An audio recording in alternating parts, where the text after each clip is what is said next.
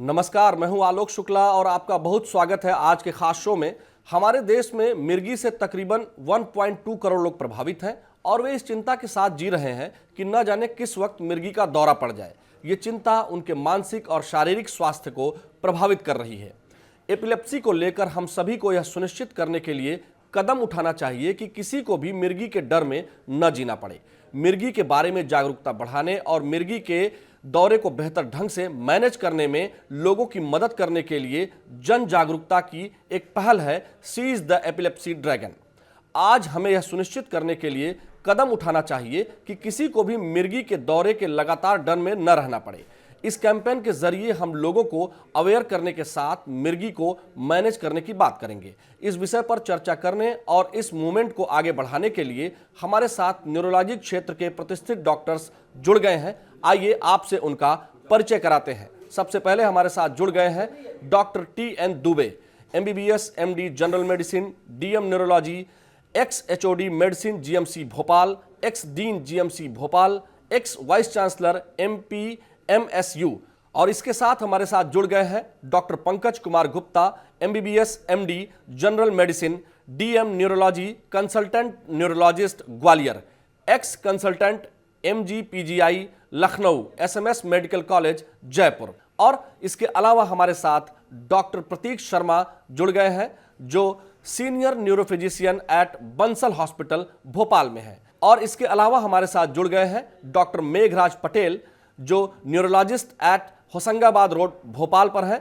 आप सभी डॉक्टर्स का हमारे इस खास कार्यक्रम में बहुत बहुत स्वागत है। तो आइए बातचीत का सिलसिला शुरू करते हैं। डॉक्टर TN दुबे जी, बातचीत के सिलसिले की शुरुआत आपसे करते हैं। सबसे पहले आप हमें यह बताइए कि एपिलेप्सी है क्या चीज, इसके बारे में लोग कैसे समझें। मिर्गी या एपिलेप्सी ऐसी बीमारी है जिसमें मरीज को अचानक बेहोशी आती है, गिर जाता है, हाथ पैर अकड़ जाते हैं, आंखें चढ़ जाती हैं, मुंह से झाग आने लगता है और थोड़ी देर के लिए बेहोशी आ जाती है 10 मिनट के लिए। उस दौरान व्यक्ति को जीभ भी कट जाती है, कई बार दांत बिछने से, और कई बार लैट्रिन पेशाब भी हो जाते हैं। तो थोड़ी देर बाद पेशेंट जो है अपने होश में आ जाता है। इसे हमें मिर्गी कहते हैं। ये क्यों होती है? क्योंकि इसमें ब्रेन के अंदर कुछ ऐसी अनियंत्रित तरंगें उत्पन्न हो जाती हैं जिनको हम सीजर्स आना बोलते हैं। जो नॉर्मली कुछ वेव्स चलती हैं ब्रेन में, उसको नॉर्मल अगर वेव्स हो जाए या तेज चलने लगे वेव्स या कई बार स्लो हो जाएं तो उसके कारण ये एपिलेप्सी आती है। लेकिन लोगों के मन में ये धारणा होता है कि पता नहीं ये क्यों आती है, और कई अवधारणाएं बहुत सारे हमारे देश में इसके प्रति हैं और लोग बहुत डरते हैं। लेकिन डरने की जरूरत नहीं, क्योंकि ये तो मिर्गी है और ये ब्रेन की ही बीमारी है और इसे हम नियंत्रित कर सकते हैं प्रॉपर दवाइयों से। डॉक्टर पंकज कुमार गुप्ता जी, मिर्गी का इलाज कितने समय तक चलता है, टाइम कितना लगता है इसमें? तो इसके बारे में एपिलेप्सी के ट्रीटमेंट कितने समय तक चलेगा, एपिलेप्सी के कारणों पर डिपेंड करता है कि एपिलेप्सी का रीजन क्या है। सामान्य तौर पर एपिलेप्सी का ट्रीटमेंट 2 से 3 साल के लिए लिया जाता है। और ट्रीटमेंट लेने के बाद भी अगर हमें ट्रीटमेंट बंद करना होता है तो ट्रीटमेंट उसको ग्रेजुअली, दवा को डोज को कम करके ग्रेजुअली टेपर करके ही बंद किया जाता है। और सामान्य तौर पे 2 या 3 साल में ट्रीटमेंट इसका एपिलेप्सी का कंप्लीट हो जाता है। 3 साल में कुछ ऐसे कारण होते हैं जैसे कुछ आनुवंशिक कारण हुए, या फिर अगर इपिलेप्सी कंट्रोल नहीं होती है तो उस वैसी कंडीशंस में ट्रीटमेंट बढ़ाया जा सकता है या फिर लाइफ लॉन्ग भी चल सकता है। और अगर कोई कारण, हमें डेफिनेटिव कारण इपिलेप्सी का मिल जाता है तो उस कारण को हम ट्रीट करके इपिलेप्सी को परमानेंटली क्योर किया जा सकता है। और आजकल कुछ ऐसी नई दवाएं भी आ गई हैं और जिनको हम बिना किसी साइड इफेक्ट के लंबे समय तक ले सकते हैं। तो अतः इपिलेप्सी का ट्रीटमेंट हमेशा ये चालू रखना चाहिए, वो बिना चिकित्सीय सलाह के इसको बंद नहीं करना चाहिए। और अचानक से इपिलेप्सी का ट्रीटमेंट बंद करना घातक हो सकता है, हानिकारक हो सकता है। तो जनरली ट्रीटमेंट ये 2 से 3 साल चलता है।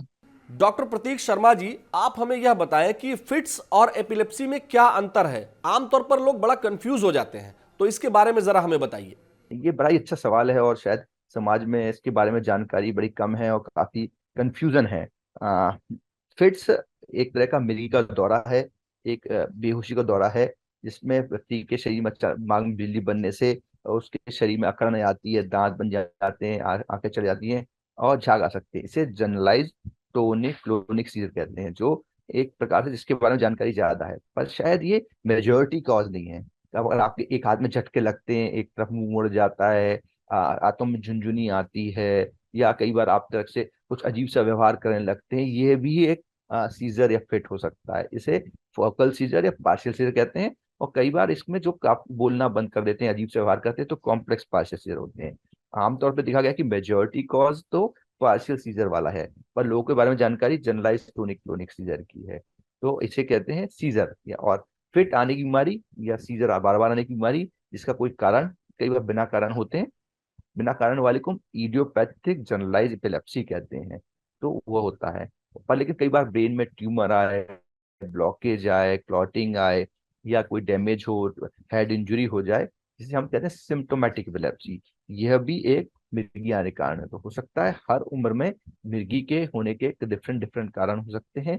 उनके कारणों के बारे में जानकारी होना, उनके बारे में उचित इलाज के बारे में जानकारी होना बड़ा जरूरी है। तो एपिलेप्सी है बार बार दौरे आने की बीमारी, और फिट है मिर्गी का एक दौरा या बेहोशी का एक दौरा। तो ये दो चीजें हैं, एक जैसी हैं, पर शायद सिनोनिम नहीं है। हो सकता है आपको एक ही बार दौरा है और दोबारा कभी ना है। उसका कुछ कारण हो सकते हैं, शरीर में कुछ प्रकार की गड़बड़ियां हो सकती हैं, जिसमें इन्फेक्शन हो, या कभी सोडियम की कमी हो, या कभी कभी बच्चों में बुखार के साथ दौरे आते हैं, उसे फेब्राइल सीजर कहते हैं, उसे एपिलेप्सी नहीं कहते हैं। तो यही एक स्थिति होती है जब आप दौरे बार बार आने की आशंका हो, 24 घंटे के अंतराल पे 2 बार दौरे आ जाएं, तो उसे मिर्गी या एपिलेप्सी कहते हैं। डॉक्टर मेघराज पटेल जी, हमें यह बताइए कि मेंटल स्ट्रेस के कारण क्या एपिलेप्सी होती है? क्योंकि आमतौर पर आज जो स्थिति है, ऐसे में लोग मेंटल स्ट्रेस में बहुत रहते हैं, तो ये जानना बहुत जरूरी है। आपने जो सवाल पूछा है कि मेंटल स्ट्रेस एपिलेप्सी कर सकता है, मेंटल स्ट्रेस डायरेक्ट एपिलेप्सी का कारण नहीं होता, लेकिन मेंटल स्ट्रेस एपिलेप्सी ट्रिगर कर सकता है। इसका मतलब है कि जिन मरीजों को मिर्गी का बीमारी है, अगर वो लोग स्ट्रेसफुल होता है, लाइफ स्ट्रेस लेते हैं, तो स्ट्रेस उनको मिर्गी का दौरा प्रेसिपिटेट करने का कारण बन सकता है। अगर आप ज्यादा स्ट्रेस लेंगे, ऑलरेडी मिर्गी के मरीज हैं, तो आपको बार बार दौरे आने की संभावना ज्यादा रहेगी। Doctor TN. दुबे जी, कितने प्रकार की मिर्गी होती है? कई बार लोग अन्य अन्य बीमारियों को भी मिर्गी समझ लेते हैं, तो मिर्गी आइडेंटिफाई कैसे हो, इसके बारे में जरा बता दीजिए। मिर्गी कई प्रकार की होती है, किसी एक ही प्रकार की मिर्गी नहीं होती। जैसे एक तो मैं जैसे बताया कि एक ऐसी मिर्गी जनरलाइज्ड टोनिक सीजर्स होते हैं, जिसमें व्यक्ति को गिरना और मुंह से झाग निकलना, जीभ कट जाना, चोट लग जाना, बेहोश होना, तो ये जनरलाइज्ड सीजर्स किसको कहते हैं। जो समझ में नहीं आता और लोग उसको सोचते हैं कि कुछ और प्रॉब्लम हो रही है। जैसे कि मैं बोलूँ, एक सेकंड टाइप एपिलेप्सी होती है जिसमें एब्सेंट सीजर होता है। एब्सेंट, थोड़ी देर के लिए एब्सेंट माइंड हो जाता है व्यक्ति, थोड़ी देर के लिए बच्चा जो है एक तरफ देखने लगता है, आंखें फड़कने लगती हैं और शून्य में चला जाता है, ताकने लगता है शून्य में, और थोड़ी देर में ठीक हो जाता है। ये दिन में कई बार होता है, 100 बार 200 बार ऐसा होता है। और पढ़ते समय उसका ध्यान ध्यान जो है एक ही तरफ हो जाता है, उस पीरियड में वो एब्सेंट हो जाता है, इसलिए हम उसको एब्सेंट सीजर बोलते हैं। इसके अलावा कुछ ऐसे सीजर होते हैं जिसमें कि तो आंखें फटी फटी रह जाती हैं और मुंह से थोड़ा सा लार सी आती है, या कई बार मुंह से थोड़ा सा कुछ कुछ बुदबुदाने लगता है, या फिर थोड़ी देर के लिए एकदम से डरावना चेहरा उसका हो जाता है, या कई बार एक हाथ हिलने लगता है और एक पैर हिलने लगता है। तो ये पार्शियल एपिलेप्सी बोलते हैं इसको, या कॉम्प्लेक्स पार्शियल सीजर बोलते हैं। दो टाइप के होते हैं।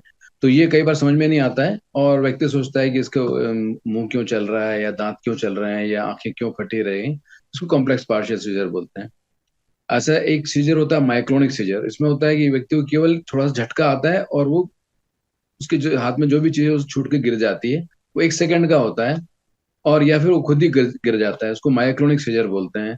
इसी तरह कई बार ऐसा होता है कि व्यक्ति खड़े खड़े एकदम से गिर जाता है और फिर खड़ा हो जाता है।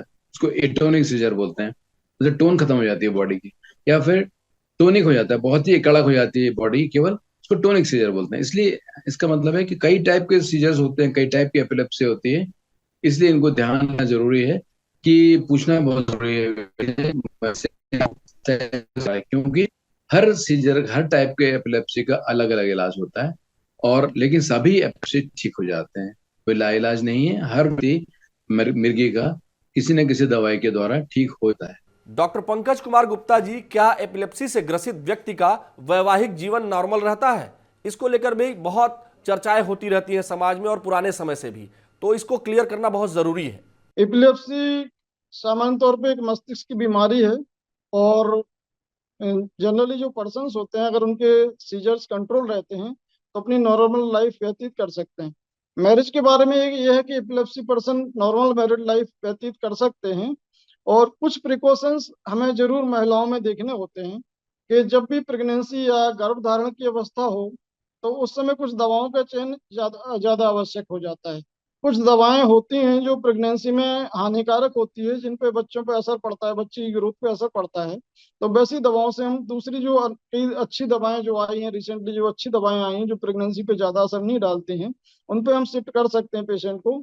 और एपिलेप्सी की दवाएं प्रेगनेंसी में भी कंटिन्यू रखना चाहिए, और दवाएं कभी बंद नहीं करना चाहिए, क्योंकि सीजर काफी डेंजरस होता है। अगर झटका आता है तो वो डेंजरस हो सकता है। और दूसरा एस्पेक्ट ये भी है मेरे लाइफ में कि अगर महिलाओं में विशेष तौर पे अगर एपिलेप्सी के ट्रीटमेंट चल रहा हो तो गर्भ निरोधक दवाएं जो होती हैं, ओरल कंट्रासेप्टिव पिल्स होती हैं, वो डॉक्टर की सलाह के साथ ही लेना चाहिए, क्योंकि ये ओसीपीज जो होती हैं ये एपिलेप्सी की दवाओं के लेवल जो होता है, खून में लेवल होता है, उसको घटाया बढ़ा सकती है। तो इससे सीजर आ सकता है या फिर इंटॉक्सिकेशन भी हो सकता है दवाओं का। डॉक्टर प्रतीक शर्मा जी, मेंटल रिटार्डेशन और मिर्गी का संबंध क्या होता है? ये भी एक बड़ा मिसकंसेप्शन या कंफ्यूजन है कि जिस व्यक्ति को एपिलेप्सी है या मिर्गी है वो मेंटली सबनॉर्मल है। कुछ परसेंटेज केस में इसको हम शायद ठीक ठाक मान लें या सही मान लें परसेंटेज, पर ये पूरा तरह से सही नहीं है। कुछ बच्चों में जिनमें कुछ कारणों से पेरिनेटल इंसल्ट के कारण उनके ब्रेन को अफेक्ट होता है, तो उनका शायद मेंटली वो सब नॉर्मल रहते हैं, उसी कारण उनको मिर्गी आने की संख्या ज्यादा होती है। पर सारे बच्चे जिनको मिर्गी आती है वो मेंटली सब नॉर्मल होंगे, ऐसा होना जरूरी नहीं है। तो ये दोनों सिनोनिम नहीं है, शायद को इंसाइड करते हो, साथ साथ हो सकते हो। अडल्ट एपिलेप्सी में तो ये बिल्कुल भी एप्लीकेबल नहीं है। ऐसा कईयों बार देखा गया है कि बहुत सी जानी मानी हस्तियों की एपिलेप्सी की बीमारी थी और उन्होंने अपने क्षेत्र में काफी सफलता अर्जित की है, जैसे कि जॉन्टी रोड्स जो क्रिकेट में हैं, और भी लोग हैं काफी, इनको काफी अपने क्षेत्र में उन्होंने सफलता अर्जित की है। तो मेंटली सब नॉर्मल या मेंटली रिटार्डेशन होना या मेंटली चैलेंज होना जरूरी नहीं है। अगर आपको एपिलेप्सी होती है तो कुछ परसेंट के बच्चों के केस में शायद कुछ मैं चीजों में कोइंसाइड करती हूँ, क्योंकि उनको बच के दौरान, पैदाइश के दौरान कुछ इंसल्ट या डैमेज होता है, उसका उनका ब्रेन डेवलप नहीं हो पाता और वो मिर्गी एक उसके साथ में होती है। एडल्ट एपिलेप्सी में ऐसा नहीं देखा गया है कि हर एक व्यक्ति जिसको एपिलेप्सी है उसका मेंटली एबनॉर्मलिटी हो या मेंटली सब नॉर्मल। डॉक्टर मेघराज पटेल जी, मिर्गी का निदान करने का सबसे अच्छा तरीका कौन सा है? मिर्गी का डायग्नोसिस बनाने का सबसे अच्छा रास्ता क्या है? तो मैं आपको बताना चाहता हूँ कि मिर्गी के बीमारी को जो डायग्नोसिस है उसके लिए बेस्ट होता है कि जो मरीज को जिस समय लक्षण आते हैं, जो दौरा आता है, और उसका जो डिस्क्रिप्शन होता है, जिसका मतलब कि ये वीडियो अगर मिल जाए, या तो वीडियो नहीं मिलता तो जो मरीज जिसने देखा है, आई विटनेस, जो उस समय मरीज के साथ जो भी रहा है, उसने जो देखा है दौरा, और दौरे को जो उसने बताया कि दौरा किस तरीके का था, मतलब क्या क्या उसमें उस समय मरीज को लक्षण आ रहे थे।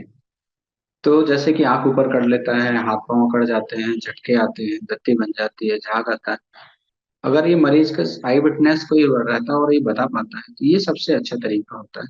इसके अलावा और भी तरीके हैं इसके कंफर्म करने के लिए, जिसमें कि एक होता है ईईजी होता है, दिमाग में तार लगा के नसों की जांच करते हैं, और एक उसका स्कैन होता है ब्रेन का, इसमें एमआरआई सबसे बेस्ट होता है। इन तरीकों से बीमारी को, मिर्गी बीमारी को हम डायग्नोस कर सकते हैं। डॉक्टर टीएन दुबे जी, सामान्यतः एपिलेप्सी के कारण क्या होते हैं? इनमें मुख्य कारण है जो छोटे बच्चों को एपिलेप्सी होती है, क्योंकि वो अनुवांशिक कई बार होते हैं, मतलब मदर फादर को यदि एपिलेप्सी हो तो बच्चों को भी एपिलेप्सी हो सकती है। या फिर जब बच्चा पेट के अंदर होता है, माँ के पेट के अंदर, उसके अंदर यदि कोई विकृति हो, तो मेंटल जो कोई एबिलिटीज होती हैं वो एक एपिलेप्सी के कारण होती है। या मदर को कोई प्रॉब्लम हो जब वो बच्चा पेट में रहता है, तो उसको, मदर को यदि कोई इन्फेक्शन हो जाए, मदर को यदि कोई चोट लग जाए, मदर एनीमिक हो, बहुत सीवियरली एनीमिक हो, या कोई ऐसे वायरल फीवर हो जाए, या कोई ऐसे ड्रग्स का सेवन करें जिसको बच्चे के ऊपर असर हो जाए, तो ऐसे बच्चे जो हैं उनको मेंटल रिटार्डेशन भी होता है, यानी मंदबुद्धि भी होते हैं। और उन्हें मिर्गी भी आती है। जब वो पैदा होते हैं तो फिर वो उनको देखना पड़ता है कि उन्हें बार बार झटके तो नहीं आ रहे, तो ऐसे व्यक्ति को उस हिसाब से ट्रीटमेंट करना पड़ता है। या कई बार ऐसा भी होता है कि जब ऑब्स्ट्रक्टेड लेबर हो, यानी बच्चा जो हो रहा है उसमें अगर देर हो रही है किसी कारण से, तो वो जब बच्चे पैदा होते हैं तो उनको डिलेड क्राई होता है, मतलब वो तुरंत नहीं रोते और उनको थोड़ा देर बाद रोते हैं, तो उस बच्चे को ऑक्सीजन की कमी हो जाती है ब्रेन के अंदर, उसको बर्थ हाइपोक्सिया बोलते हैं, डिलेड क्राई के कारण। तो ऐसे बच्चे बाद में जाके मेंटल रिटार्डेड भी रहते हैं, यानी मंदबुद्धि भी रहते हैं, और उन्हें मिर्गी के झटके भी आते हैं, मिर्गी की बीमारी भी रहती है। ये तो एक कारण हुआ। उसके अलावा कई बच्चों को बचपन में इन्फेक्शन हो जाते हैं, इंसेफ्लाइटिस हो जाए, यदि दिमागी बुखार जिसको बोलते हैं, इंसेफ्लाइटिस, मेनिंजाइटिस, किसी भी व्यक्ति को ये हो जाए, तो वो कई बार मिर्गी के झटके आना शुरू हो जाते हैं। इसी तरह यदि कोई किसी व्यक्ति को चोट लग जाए ब्रेन में, या हेड इंजरीज जो होती हैं, हेड इंजरी के बाद बाद में कई लोगों को जो है झटके आना शुरू हो जाते हैं। और एक मुख्य कारण है ब्रेन ट्यूमर्स होते हैं, बड़े लोगों को ब्रेन में कोई गठान हो जाए तो फिर एपिलेप्सी आने लगती है, मिर्गी के दौरे आने लगते हैं। या फिर कई बार ओल्ड एज में स्ट्रोक हो जाते हैं, यानी पैरालिसिस के अटैक, क्लॉटिंग ब्रेन में हो जाए, ब्रेन हेमरेज हो जाए, तो ऐसे व्यक्तियों को भी झटने लगते हैं। तो ये कुछ मुख्य कारण है। वैसे तो कई बहुत सारे और भी बहुत से कारण होते हैं, कई बार ड्रग्स से हो जाते हैं, कोई दवाई से भी हो जाते हैं। तो इन सब कारणों को हमको देखना पड़ता है, उसके हिसाब से उस व्यक्ति को उस तरह से इलाज किया जाता है। डॉक्टर पंकज कुमार गुप्ता जी, क्या मिर्गी का पेशेंट खेल प्रतियोगिता और लीजर एक्टिविटीज में भाग ले सकता है? इपिलेप्सी के पर्सन जो होते हैं, इपिलेप्सी से पीड़ित व्यक्ति होता है, अपनी नॉर्मल लाइफ को व्यतीत कर सकता है। और इसमें इपिलेप्सी जो होती है उनके कैरियर में या नॉर्मल लाइफ में किसी भी तरह की एक्टिविटी में बाधक नहीं होती। बस शर्त ये रहती है कि सीजर कंट्रोल होना चाहिए, कभी भी झटका नहीं आना चाहिए, सीजर नहीं आना चाहिए। और कई सारे ऐसी पर्सनालिटीज रही हैं जो स्पोर्ट पर्सनालिटीज भी रही हैं जिन्हें एपिलेप्सी थी, इन्होंने अपने सक्सेसफुल कैरियर को खत्म किया है। जैसे जॉन्टी रोड्स एक साउथ अफ्रीकन क्रिकेटर थे, एपिलेप्सी से पीड़ित रहे हैं। और अदर फील्ड में देखें तो जो चित्रकार है, मशहूर चित्रकार हैं, लियोनार्डो डिवेंसी का नाम सुना है, वो भी एपिलेप्सी से पीड़ित रहे हैं। और एक अमेरिका के राष्ट्रपति जो हुआ करते थे, रूजवेल्ट, वो भी एपिलेप्सी से पीड़ित थे। तो ऐसे सभी पर्सन्स थे जिन्होंने अपनी नॉर्मल लाइफ जी है और अपने कैरियर में भी सक्सेसफुल हुए हैं। बस ये रहता है एपिलेप्सी में कंडीशंस यही है कि एपिलेप्सी की दवाओं का हमें ट्रीटमेंट रेगुलर लेना चाहिए और दवाएं बिना किसी चिकित्सीय सलाह के बंद नहीं करना चाहिए। और दवाओं के साथ में पर्सन अपनी नॉर्मल लाइफ व्यतीत कर सकता है, अपने नॉर्मल कैरियर को बियर कर सकता है। डॉक्टर प्रतीक शर्मा जी, क्या ये बीमारी पूरी तरह से ठीक हो सकती है? क्योंकि इसको लेकर के बड़ी धारणाएं हैं कि मिर्गी जिसको हो गई वो ठीक ही नहीं होगा। तो आप प्लीज हमें ये बताइए कि क्या यह पूरी तरीके से क्यूरेबल है, ठीक हो सकती है? जी बिल्कुल, एपिलेप्सी का पूरी तरह से इलाज संभव है। जैसे मैंने कहा, कुछ कारणवश अगर आपकी एपिलेप्सी हो रही है, अगर आपको प्रोवोक्ड सीजर है, कुछ बचपन में बुखार के साथ दौरे आते हैं, तो वो तो कई बार 5 साल की उम्र तक बंद हो जाते हैं, तो वो सेल्फ क्योर हो जाते हैं। उनमें से शायद 3% केसेस में बाद में दौरे आने की आशंका रहती है।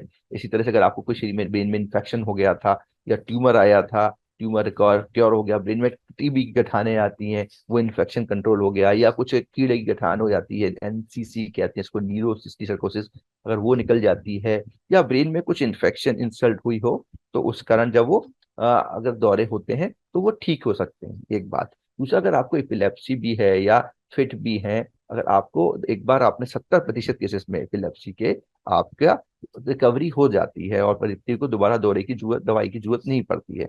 कुछ बचे हुए 20% केस में भी 2-3 दवाई से आप सिम्टम फ्री या एडल्ट मतलब हेल्दी लाइफ जी सकते हैं। कुछ ही प्रतिशत केस में ये बात हो सकती है कि व्यक्ति दौरे होते रहें और उनको दवाइयों से भी आराम ना हो, पर वो लिमिटेड केस हैं, उनको हम जनरलाइज नहीं कर सकते। 90% केस में काफी कुछ हद तक आप दौरे रहे जिंदगी दवाई के बिना भी और दवाई के साथ भी रह सकते हैं। डॉक्टर मेघराज पटेल जी, क्या एपिलेप्सी का पेशेंट गाड़ी चला सकता है? यह है बहुत ही डिबेट का टॉपिक है, और इस पे कोई इंडिया में कोई अभी तक कोई ऐसा लीगल कोई नहीं है, कोई कानून नहीं है। तो इसमें जो हमारा आरटीओ का जो ड्राइविंग लाइसेंस का जो फॉर्म रहता है, उसमें एक कॉलम रहता है कि पर्सन को क्या एपिलेप्सी है। अगर वो टिक करता है तो उसका लाइसेंस नहीं दिया जा सकता। तो उसका मतलब ये है कि इंडिया में ड्राइविंग मिर्गी वाले मरीज को ड्राइविंग ड्राइविंग करना गैर कानूनी है। क्योंकि लाइसेंस नहीं दिया जा सकता इसका मतलब कि वो ड्राइव भी नहीं कर सकता। तो यह बड़ा ही डिबेट का विषय है।